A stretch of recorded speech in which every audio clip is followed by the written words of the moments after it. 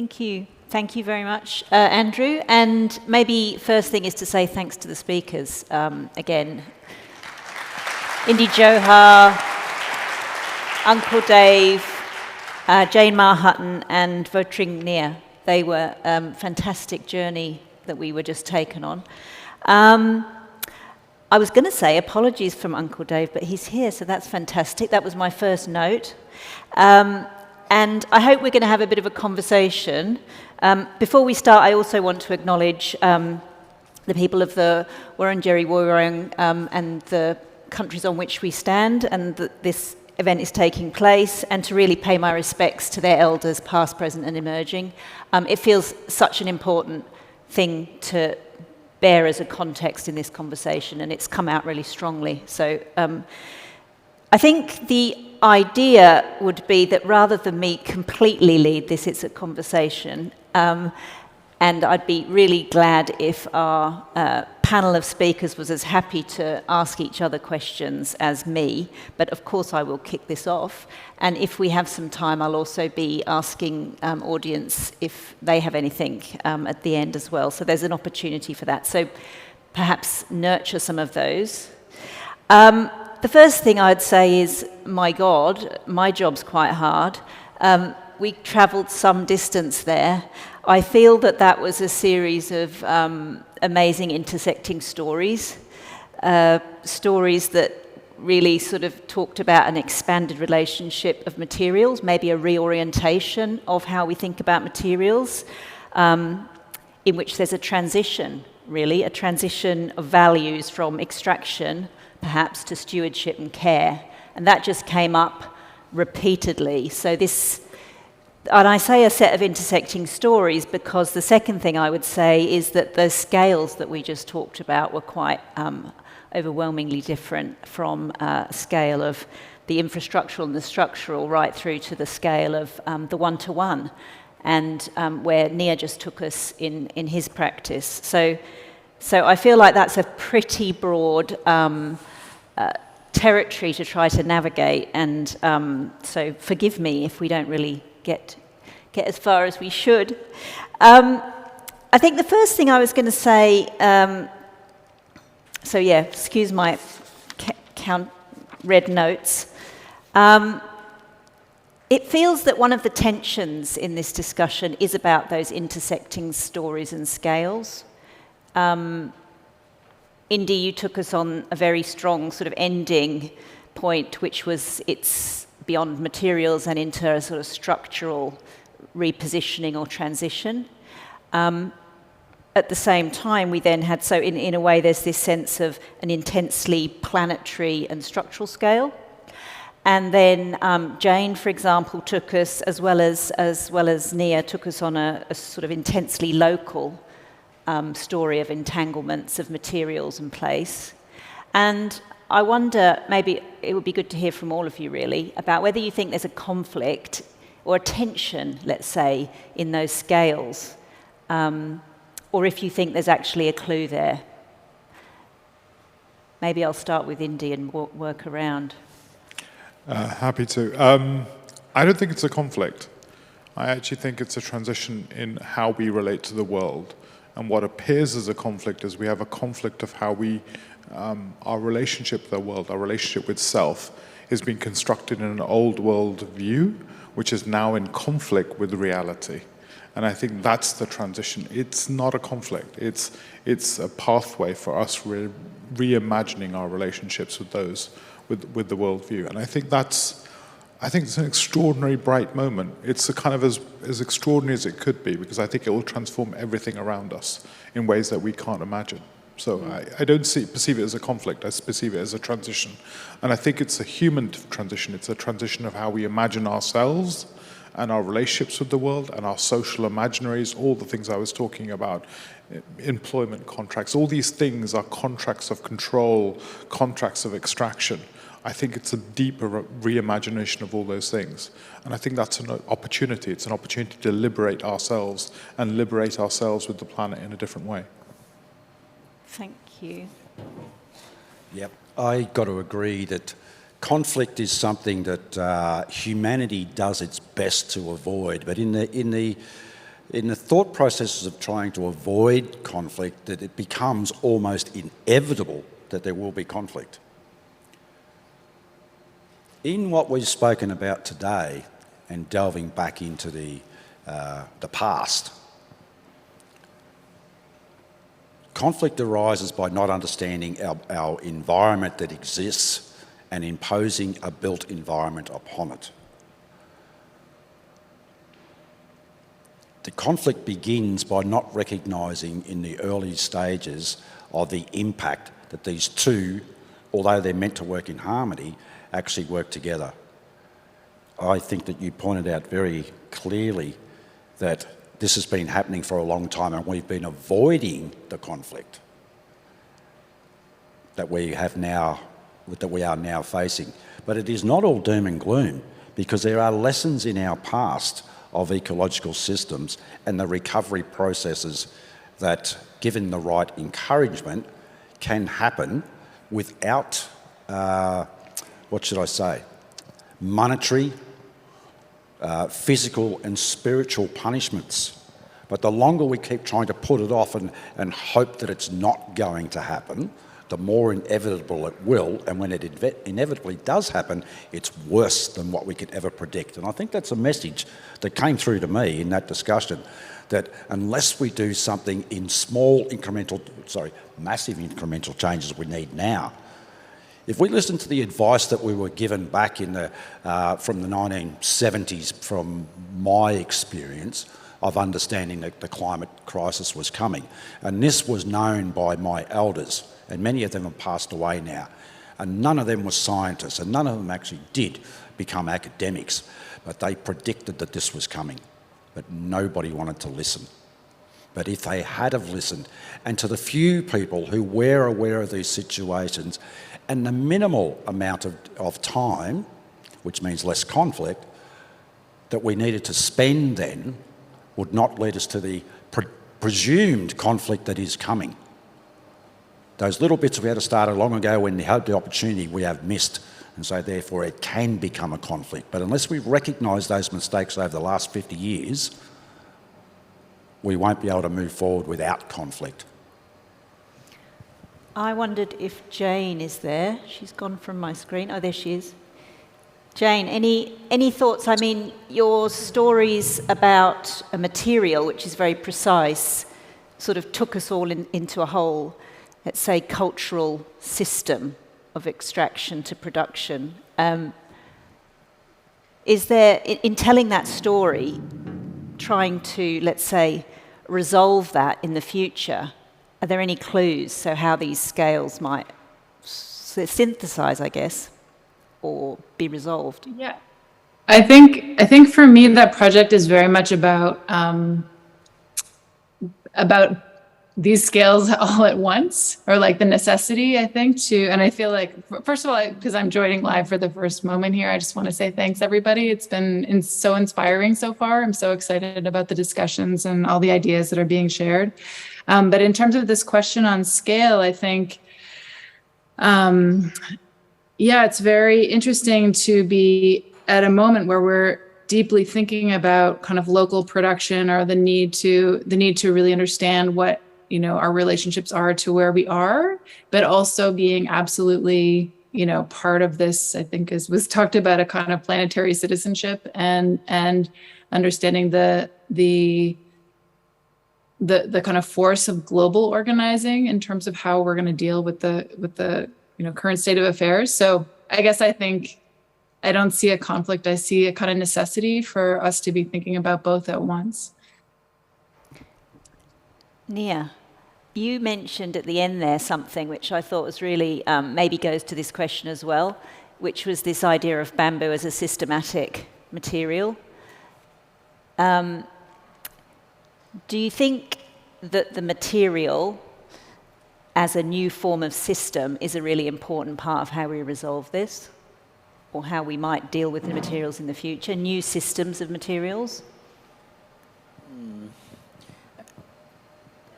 The material itself it needs some like detail or system for adaptation with the kind of material. For example, bamboo, they need their own language, and we need to create a system for them, of course. But what I mean is, you talk about the conflict, and I would like to talk about that first, because as I tell you about the wandering mind, if human beings they can concentrate just about 3 to 5 seconds, just 3 to 5 seconds, or even 10 seconds, and then some wandering mind happen, and then we cannot see through every story, because we need to, a wandering mind come and we need to do it again, and then we need to start again, and we need to start again, and then we can think really not deeply of the thinking, but the deeply of thinking is maybe we have to struggling with, we need to make a lot of effort to think through something. So that's why we have a lot of conflict inside. I had been working very hard, especially when I was in Japan, like 14 hours, 16 hours per day, because they always required to have the meeting in the midnight. But, with a lot of wandering mind, and then with less focus. So we write something like, we think very, not deeply, but very, very little, to write down a book without, and then now you can go to the bookstore, it huge amount of book there, but we don't know which one we should read. And then, I mean, some is wasting of time and energy, and a lot of conflict in your mind. That means we cannot, read good about the context, about the material, or about the problem happen around. That's why the conflict happen inside us, and then it conflict to outside. And even we deal with the, I don't think human beings can deal with the climate change or environmental problem, because a lot of wandering mind, a lot of conflict inside, a lot of hope, and even a lot of love also make them anxiety and cannot deal well with the environment. I think so. I think it's quite lovely that we've got a theme of materials, and we're talking about ethics and values and feelings. It feels like that's the common ground of the morning, in a way, is that a transition to a different value system, whether that's one that's more supporting mental health or our health systems, or other values, is part of what's really important. My other thought about, besides that commonality that came through really strongly, I felt that the other commonality that came through every single person's talk was trees. And I don't mean that in a trite way. I felt that we got the scene set, and it was a very good, in a way, a sort of a clue to this idea about reorientation of values, was this idea of the tree as an infrastructure, or civic infrastructure, that Indy talked about. And I felt that it kept coming up in each of the presentations. I just wonder, I don't have a question about that, I just felt that it was sort of, again, strangely present in all of the discussions, and I wondered if you'd respond to that, Indy, maybe. One of my reflections, even just listening to all of our talks, was there's a worry, actually, and I was thinking about this afterwards, there's a worry we treat trees like objects, and we sort of objectify them, whereas actually the brilliant walk that you took us on was, the tree is not an isolated object, it's in a web of life, and its decay creates the framework for other species, insects, and complex biodiversities. So I think when we talk about the tree, I think the tree needs to be not the object, but a metaphor for a wider, complex web of life relationships. And how do you build that? Because there's a risk of turning the tree just into another object. And actually, that's dead. I mean, a tree by itself is not life. The web of life, and I think, you're much more eloquent in talking about this, Dave.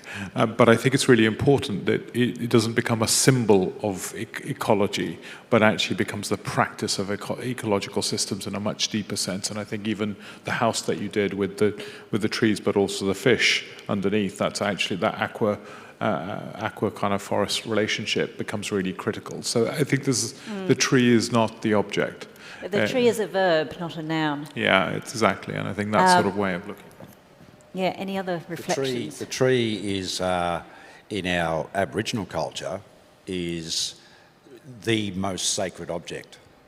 When we talk about managing country, the one thing we are not allowed to damage is the trees, because they are there for a long time. There are, of course, younger trees which can be harvested, but our ancient eucalypts, which have been around for 500, 600, 700, 800 years, are actually quite revered in our society. But it's not only because they're ancient and they're a part of a system, they are also a learning tool. It's where our language comes from. And when we talk about meditation as well, finding that place, it is a tree that I meditate under.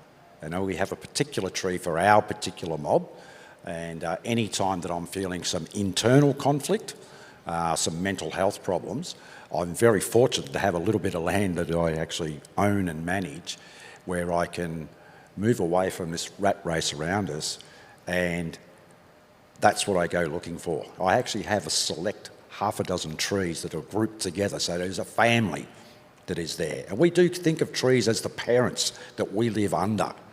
We are only the children that are living underneath those trees and that we can learn from. But I sit there, and sometimes for 20 minutes, sometimes for 3 hours and 4 hours, until I wait for those trees to give me the indicator of what I need to do next. And that's why I don't have as many internal conflicts as what I have. It's by understanding the role of a tree, but not a tree on its own, as you just mentioned, about what it supports above it, what it supports within it, what it supports underneath it, and what it supports in its surrounds. And when you start to understand that philosophy, it all becomes much, much clearer. Nia, do you want to make any? Trees seem totally integral to the way that you work, nature or plants as part of your architectural language. Yeah. For the situation like Ho Chi Minh City or Hanoi, because it's lacking of greenery, so we use the tree like reintroduce the greenery to the city, because almost the city with concrete jungle. And of course, like he said, is for meditation, we would like to meditate under the tree. So tree is play very big, important role for our living, or even for my meditation. I meditated in the forest, and the Buddha also encouraged us to meditate under the tree. And for our city, like we have, when I was a kid, it was weird when we heard about mental problem, like some suicide in the developed country. But now we're facing with that problem because I think the lacking of the nature in the city. We live in the concrete box, next to the concrete box, and air pollution. That's why we need the tree. We need a lot of bird coming, the ecosystem for the city to at least reduce the mental sickness of our inhabitants in our city in Vietnam. And Jane, is there any, you have one of your stories was about the trees and their production cycle, and the US and Canada have a particularly vivid history of logging and the extraction of trees. I mean, what's your thoughts on? Yeah, I mean, I love the discussion and the starting point of that the trees aren't trite. I think it's so true. And I was thinking, because I was looking at street trees, I think that can be so much a situation where trees do become objects. I think probably everyone's been to so many cities where street trees are dead, or they last for, they can stay alive for 5 or 7 years. And that, I think, is absolutely an indication of thinking about them as objects. But in the story that I was researching, I think it became much clearer that all of these themes of kind of the mutualities and interdependencies between people and trees just really came forward. So recognizing the fact that this huge canopy, like really, really healthy canopy, comes from, so many, these generations of different people kind of tending them and caring for them. And also recognizing how much people's like actual ability to breathe in where they live or heat or be comfortable and enjoy comes from this longevity of these trees. And so, yeah, that for me was very moving, just to kind of recognize this back and forth, like the back and forth of carbon dioxide and oxygen, essentially, like how people and trees are breathing together. And I think I also found it very interesting to listen to the way the city is thinking about street trees, where it used to be like, we're going to plant one species everywhere and we'll see how they whether they live or not. To now the city, like obviously there's so many more species being planted. And also there's a real, really kind of complex understanding of the different conditions within, like let's say within a neighborhood, that there are really, kind of different ecological conditions. So rather than thinking that city is one thing, recognizing that there are so many different kind of, relationships with other species and moisture conditions and kind of microclimates. I think that's very interesting as well, to also recognize that even a kind of seemingly inert urban space is also not an object. That there's so much complexity of life everywhere. Yeah. So I found that the trees really bring that forward.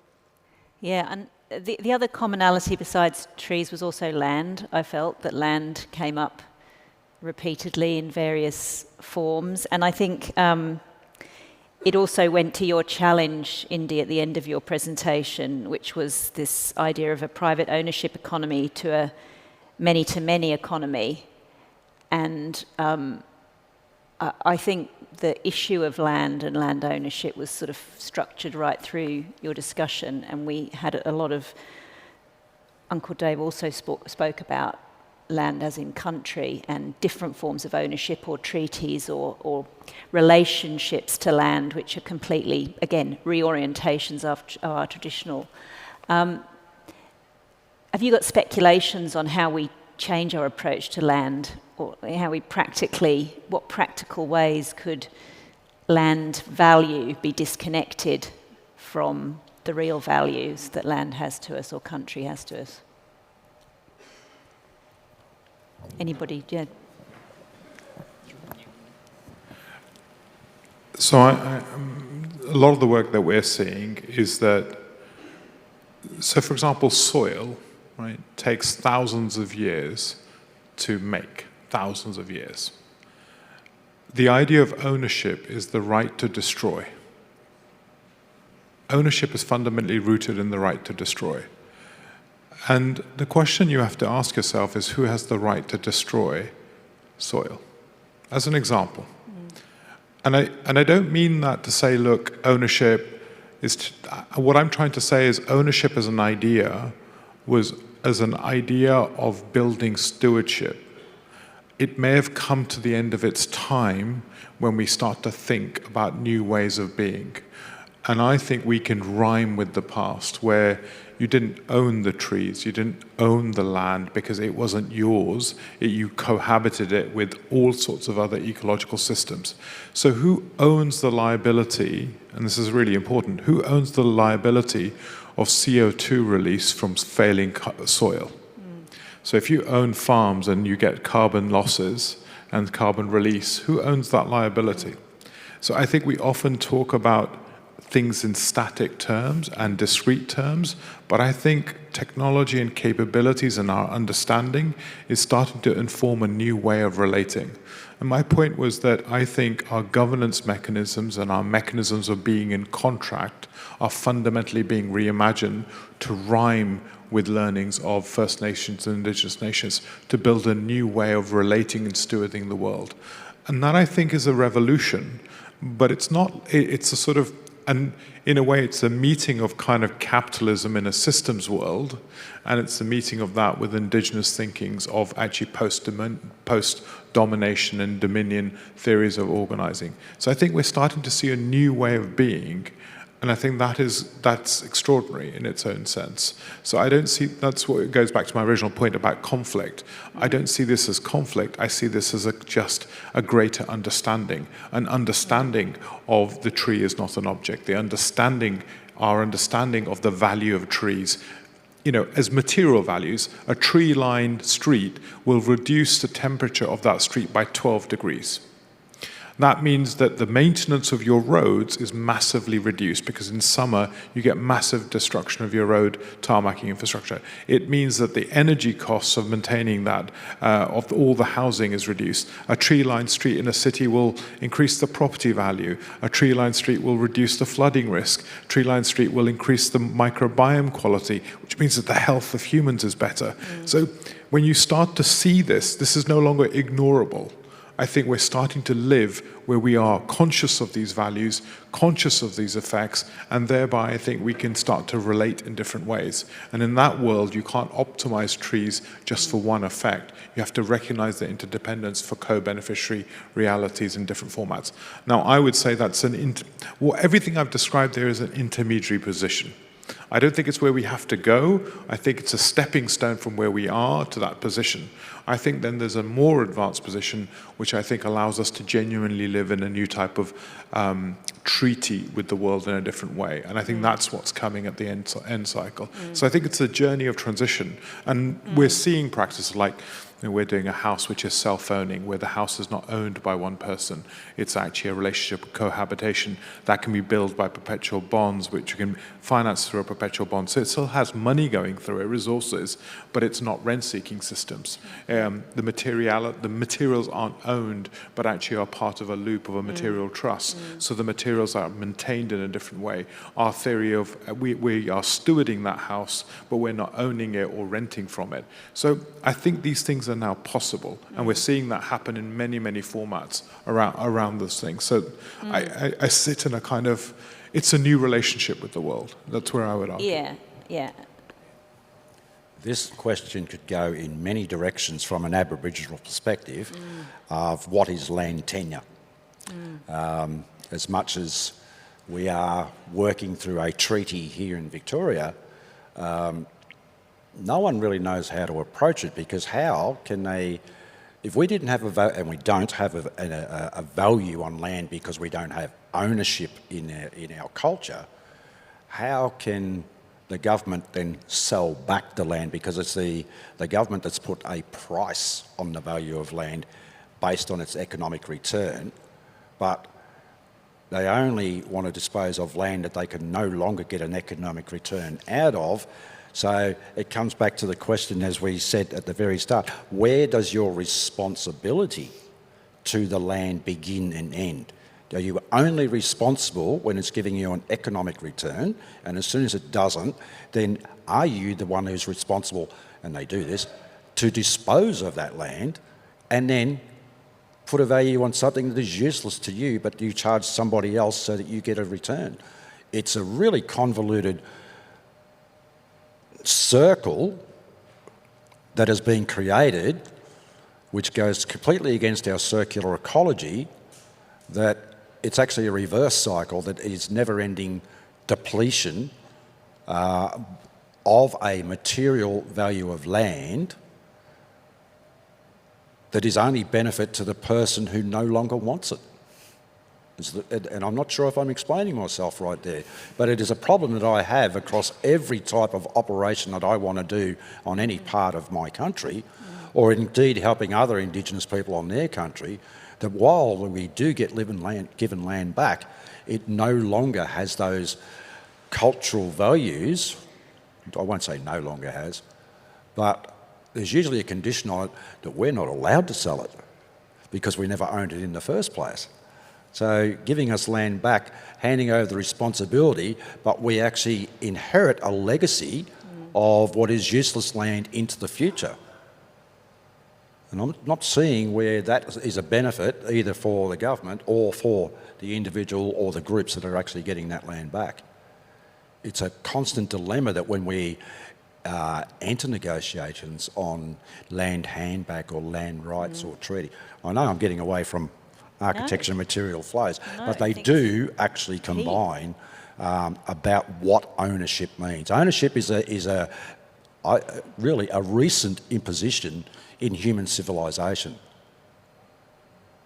And I really do struggle with the concept of ownership.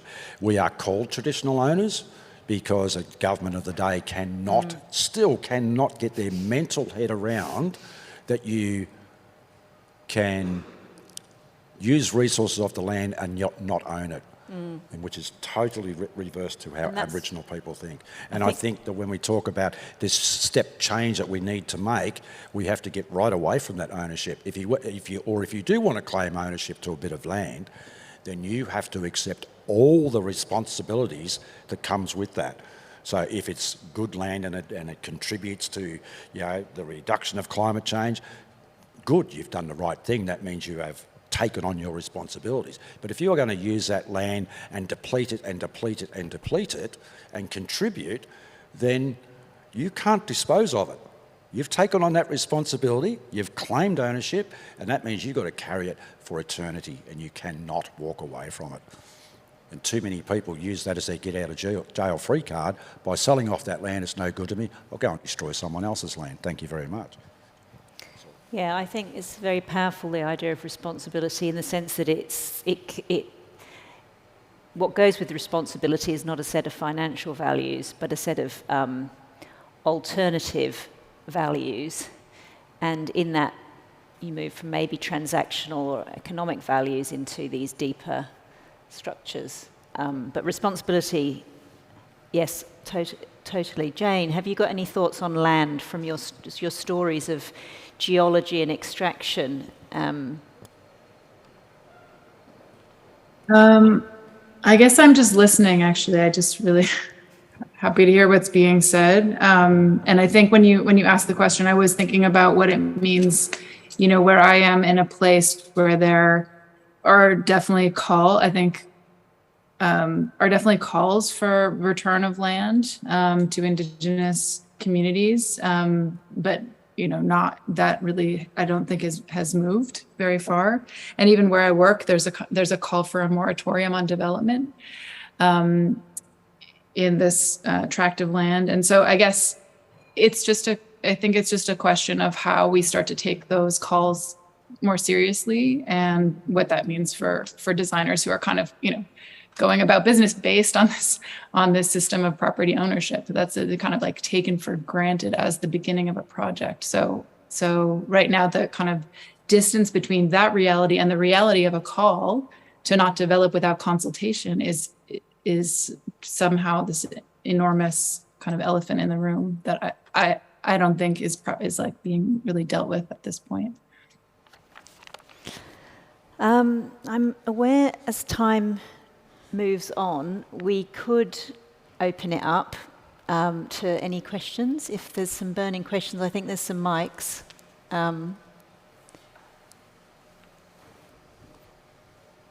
Oh, we have one, yep. Hi, Toby Cumming from Sustainability Victoria. My question's for Indy, really.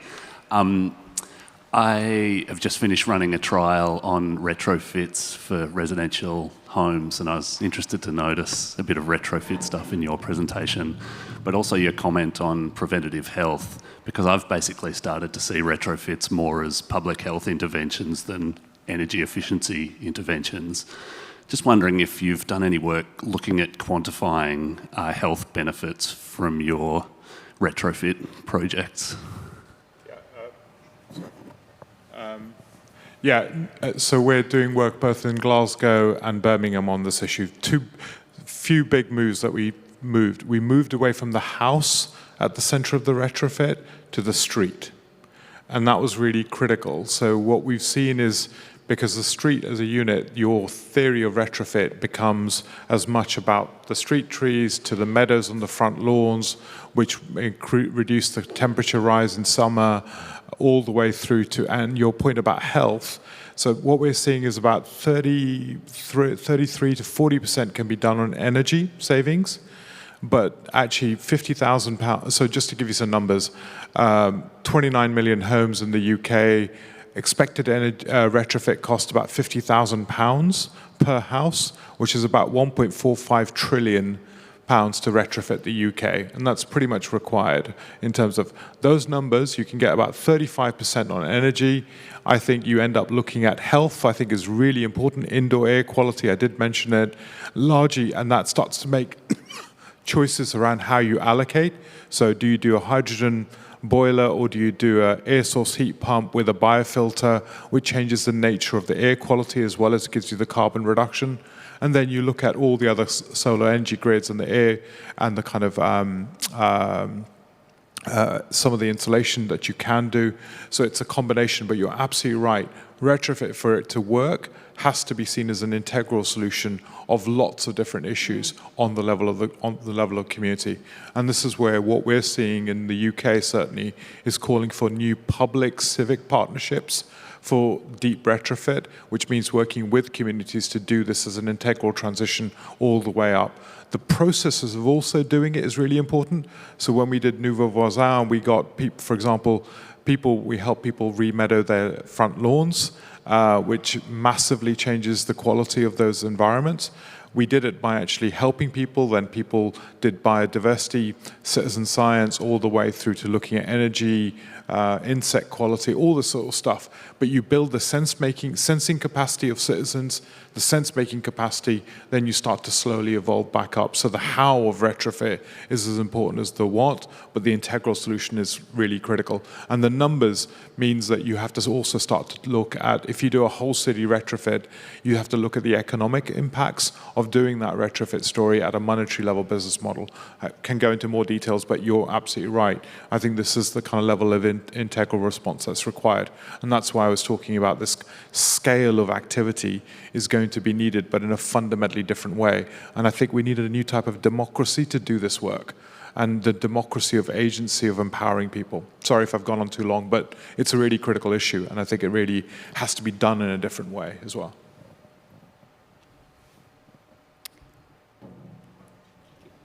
While we see if anyone wants to make any other comments, is there any other questions that would coming up? Yes, you've got. Hi, it's Sheena Bougen. I'm really grateful for the way in which all the speakers have touched on the human dimension of our relationship with all the things, whether it's land or materiality. And I'm curious that I think what underpins it for me is that we struggle with our relationship to respect. And I mean respect, whether it's the Me Too movement or environment or ecology and thinking. And I wonder how each of you consider why it is we might struggle with stopping and thinking about respect. I mean, if you're a musician, you don't just play the piece or dominate or own the piece. You consider the intention or the purpose. And I'm not coming from your world. I'm curious how you might think in all your ways of seeing the world about respect and what matters about it now.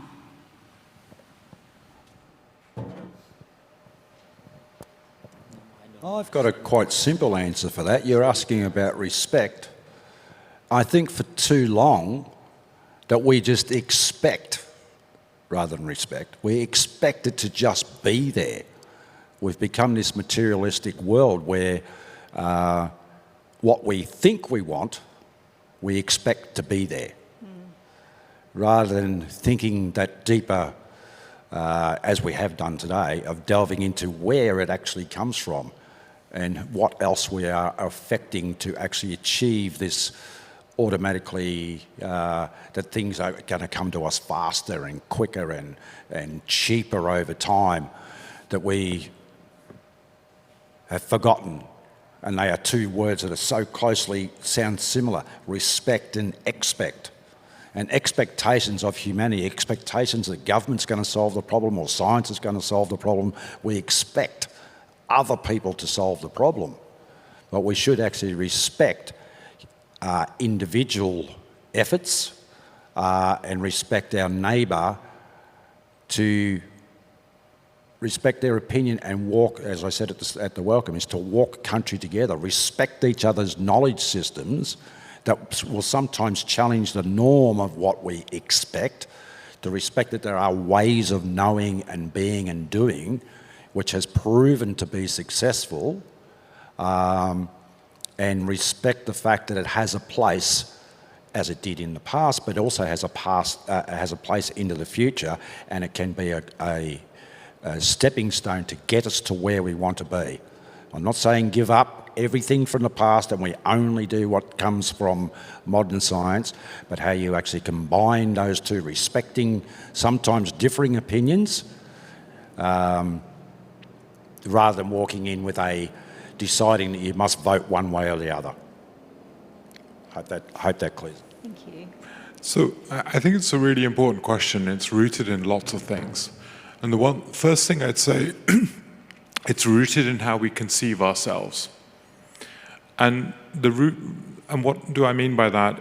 The reality is most of your DNA in your body is not human. You're a multitude of organisms that comes together to make you. In fact, your gut biome affects how you think and how you react. And even the idea of you as an individual, actually you're a plurality of personalities.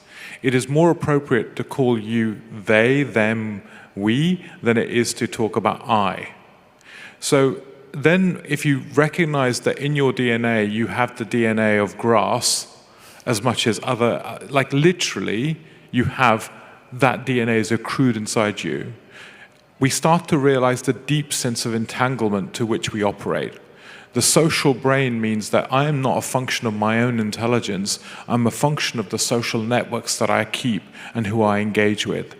When you start to reimagine your entanglement at a deep sense, when you start to say, I think we should all be using the pronoun we, they, them, because the reality that reflects our reality, that all of us exist on those spectrums, I think you start to engage in the world in a different way. And I think the illusion of individualism as a discrete, definable idea where you are separated from the world has allowed us to permit us to create violence with the things around us and the world around us. And this is actually quite a profound transformation. The science is already there. It's not a science question anymore. It's a question of how we've constructed social imagination of how we see ourselves as discrete individuals. And that was done by Vitruvian Man and Leonardo da Vinci in the drawing of a man in a circle and a square. So the science is already there. We haven't built the culture for the transformation. This is why it's a cultural transformation that we're in the middle of. And in it is a new way. Once you see yourself as indivisible from reality, you have a foundational idea of respect. And that respect becomes engrounded in your language, in your processes. So I think at the heart of this story is a new cultural revolution. We want to make this transition, we have to build a cultural revolution of how we see the world. And that's always been the case. Leonardo da Vinci was drawing these things before we ended up Newtonian physics and other things which objectified Cartesian logics, all came forth to take those ideas and manifest them in other forms of social imaginaries. So I think that the building respect, I think requires us to recognize all these other things and embrace them in new ways. But I think you're fundamentally right. The question of respect is a really good totem pole for this sort of conversation. I think one more. So this person at the front. You wait for the mic. Hi, thank you for this beautiful conversation. Thanks for your beautiful project as well. But my question is related with the disconnection that we have between individuals, institutions, and governance. How we can create living cities if we have this disconnection, which is a huge gap. And I have a little, maybe silly example about this, but it's happening now in my local area. I live in Elwood.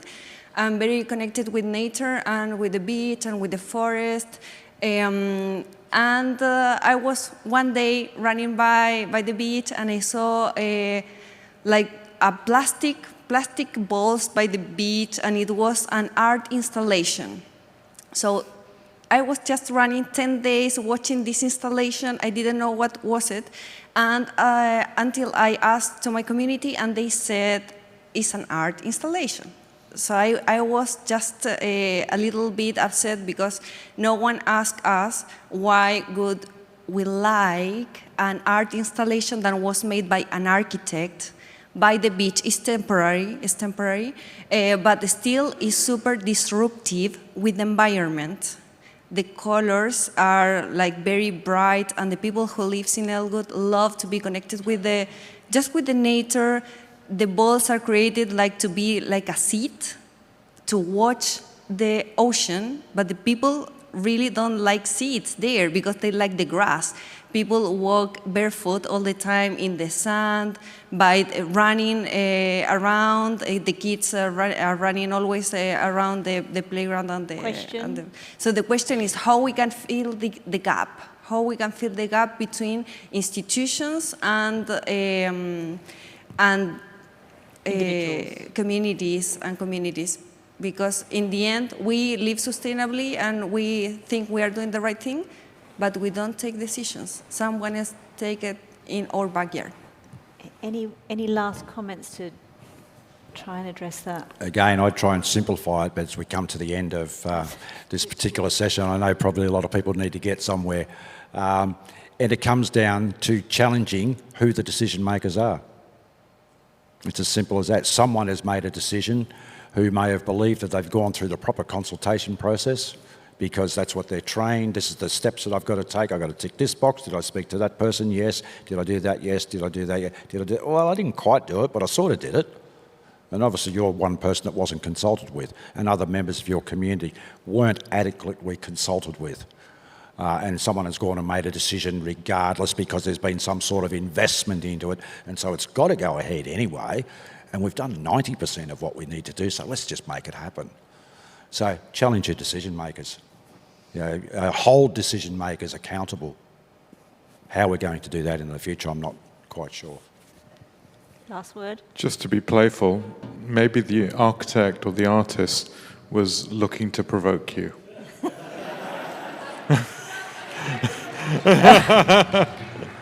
Okay, I think... Just to be playful, because what the real point I'm trying to get to is what happens when you presume brilliance rather than presume crap. What happens if we presume that somebody else is trying to be brilliant in their own way? And I think too often we presume the worst of people, and I found it much more powerful to presume the best and actually work with that energy. And I think, like, one thing I want to say is, every one of you is more extraordinary than anything, any machine that's ever been built, any AI that's ever been built. Let's try to imagine the extraordinariness of every human being that's sitting here and every human being that ever existed. And in that, I think we can build the question of respect, but also build a new type of relationship to power, which isn't actually about presuming the worst, but actually let's demand and expect and presume the best. And I think there's something extraordinary in that journey, just to play with it that way. Thank you. We've come to an end. We've probably gone a minute over too, actually. So yeah, I think that was a pretty huge conversation, but really beautifully handled and answered by all of the speakers. So thank you for that. Thank you again for your wonderful contributions. Look forward to the afternoon. Thank you.